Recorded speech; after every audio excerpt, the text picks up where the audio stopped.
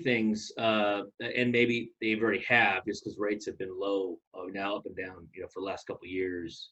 I think, one of the things that folks should be focusing on, not just during COVID, but post COVID, is whatever, regardless of what you believe, whether or not COVID's going to, after the lift of COVID-19, we work out of the fog, that it's going to create, maybe some pent up demand in our market, particularly in Boise, that's going to lift things again.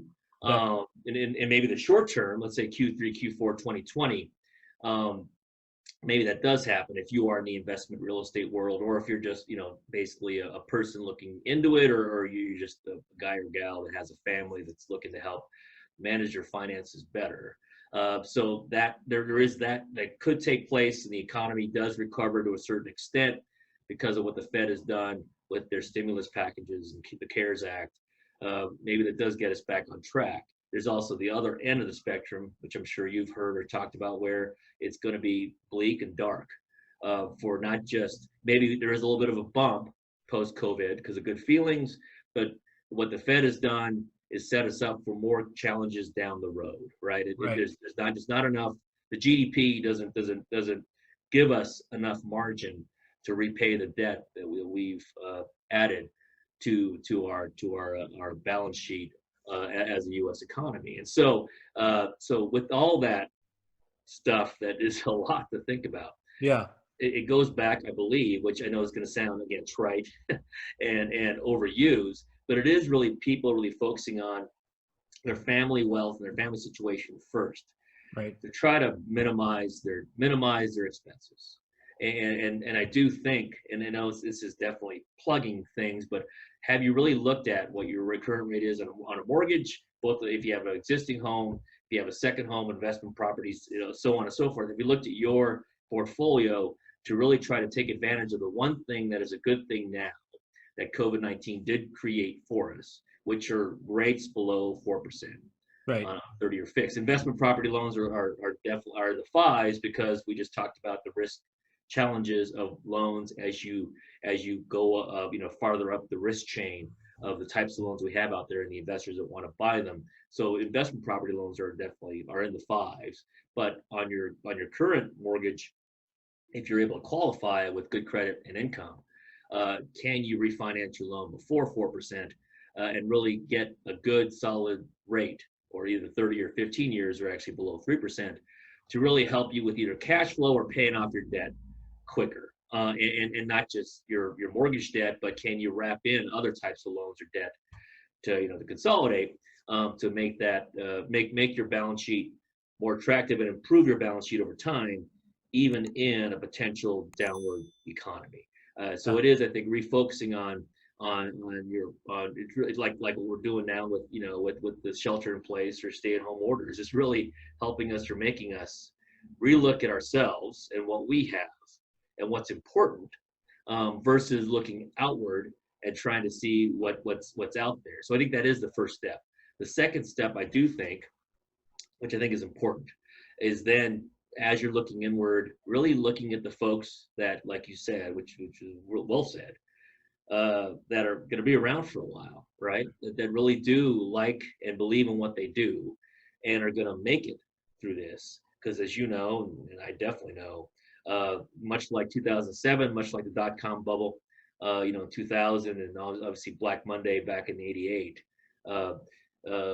these times really do end up, unfortunately, or maybe fortunately, depending upon how you look at it, weed out the folks and people and industries and businesses that probably should not have been in that industry or that space to begin with.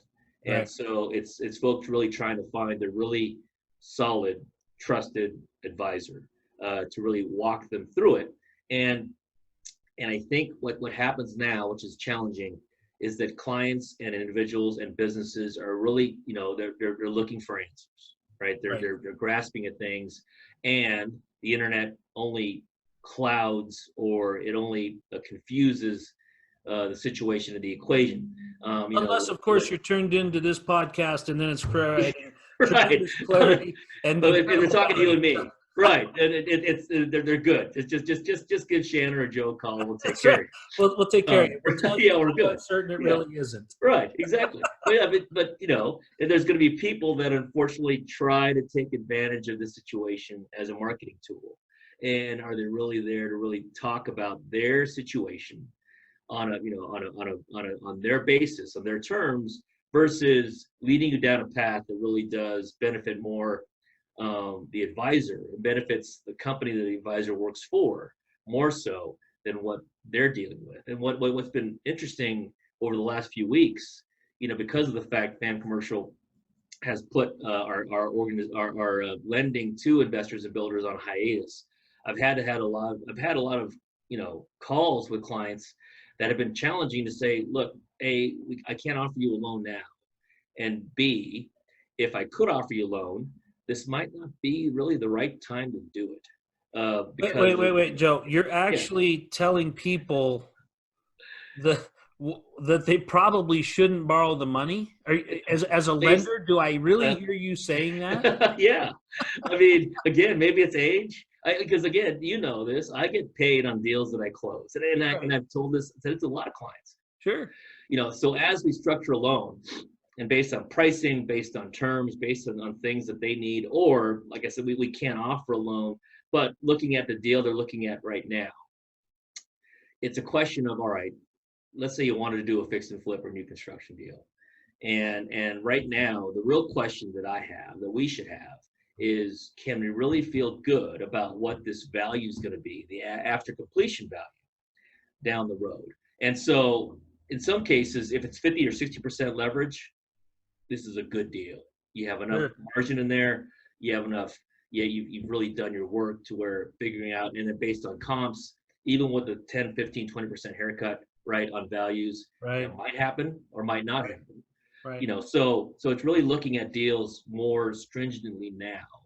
And I know this probably could be affecting me, which I guess is fine. That's the way life is. But really, it's really looking at your deal to say, if you're basing your income on growth and momentum, that's definitely not going to happen now, right? Right. If you're basing your deal on true fundamentals Right.